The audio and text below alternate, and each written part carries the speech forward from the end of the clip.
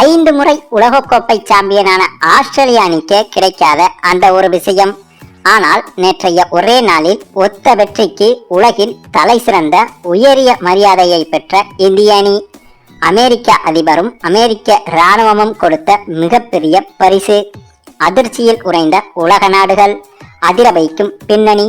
அதாவது நேற்று இரவு முதல் இன்று வரை, இப்போது வரை இந்தியாவும் இந்தியாவை தாண்டி பல உலக நாடுகளும் அதிகமாக பேசிக் கொண்டிருக்கும் விஷயம் என்னவென்றால், அது இந்திய அணி வென்ற உலகக்கோப்பையை பற்றியாகத்தான் இருக்க வேண்டும். அந்தளவுக்கு நேற்றைய நாளில் அதிசய மேஜிக் வெற்றியை நிகழ்த்தி இருந்தது இந்திய அணி. ஏன்னா இந்த போட்டியில சேசிங்கின் போது சவுத் ஆப்பிரிக்க அணி வெறும் 29 பால்ல 29 ரன் எடுத்தாலே வெற்றி பெற்றுவிடும் என்ற மிகவும் எளிதான சூழலில் தான் இருந்தது. அதுவும் களத்தில் இருந்ததோ அதிரடியாக இன்ஃபார்மில் விளையாடி கொண்டிருந்த ஹென்ரிக் கிளாசனும் டேவிட் மில்லரும். அதாவது அந்த தருணத்தில் இந்த வெற்றி தோல்விக்கான ஒரு மீட்டர் கூட காட்டுவாங்களே, அந்த மீட்டர்ல கூட சவுத் ஆப்பிரிக்க அணிக்கு 98%, இந்திய அணிக்கு வெறும் 2% தான் இருந்தது. அப்படி இருந்த அந்த இடத்துல இருந்து இந்திய அணி வெற்றி பெற்றது என்பதுதான் இந்த மேட்சோட மேஜிக் என்றே சொல்லலாம். அப்படி கிடைத்த இந்த வெற்றியை இந்திய ரசிகர்களும் இந்திய வீரர்களும் கொண்டாடி வருகின்றனர். அதிலும் நம்ம சச்சின் டெண்டுல்கர் ஒரு பக்கம் வாழ்த்துக்கள் சொல்ல, மற்றொரு புறம் நம்ம தல தோனியும் வாழ்த்துக்கள் சொல்லனே ஒட்டுமொத்த இந்தியாவும் ஒரே மகிழ்ச்சி வெள்ளத்துல மிதக்குறாங்கன்னு சொல்லலாங்க. ஆனா அதே சமயம் இந்திய அணியோட இந்த வெற்றியை இந்தியாவையும் தாண்டி வெஸ்ட் இண்டீஸ், ஆப்கானிஸ்தான், ஸ்ரீலங்கா போன்ற நாடுகளுடைய ரசிகர்களும் கொண்டாடி வருகின்றனர்.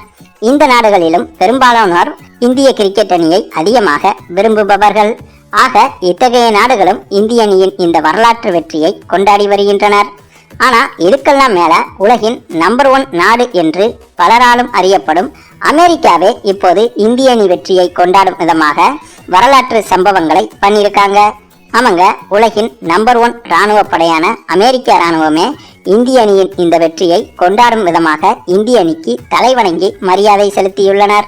அதற்கு காரணம், போர்க்களத்தில் எந்த சூழலிலும் புறமுதுகு காட்டி ஓடாமல் 29 பாலுக்கு 29 ரன்கள் தான் தேவை என்ற போதும் கூட கிட்டத்தட்ட வெற்றிக்கான சாத்தியக்கூறே இல்லாத பட்சத்திலும் ஒரு போராட்டத்தில் வெற்றி பெறுவது எப்படி என்று இந்த போட்டியில் இந்திய அணி செய்து காண்பித்துள்ளது என்றும், ஆக அந்த போராட்ட குணத்துக்கு தலைவணங்கி இந்திய அணிக்கு கூடுதலாக பெருமை சேர்த்துள்ளது அமெரிக்க இராணுவம்.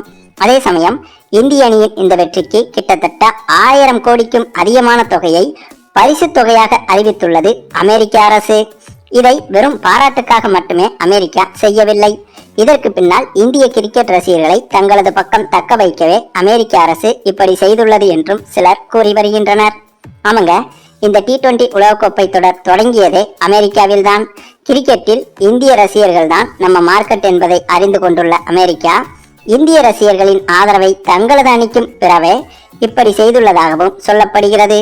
அதற்கு காரணம், ஃபுட்பாலுக்கு பிறகு அதிக வருமானம் ஈட்டக்கூடிய மற்றொரு விளையாட்டு கிரிக்கெட் தான் என்றாலும் சமீப காலமாக ஃபுட்பாலுக்கான வருமானத்தையே தாண்டும் அளவுக்கு கிரிக்கெட் என்பது வியாபார ரீதியில் விஸ்வரூபமே எடுத்து வருகிறது.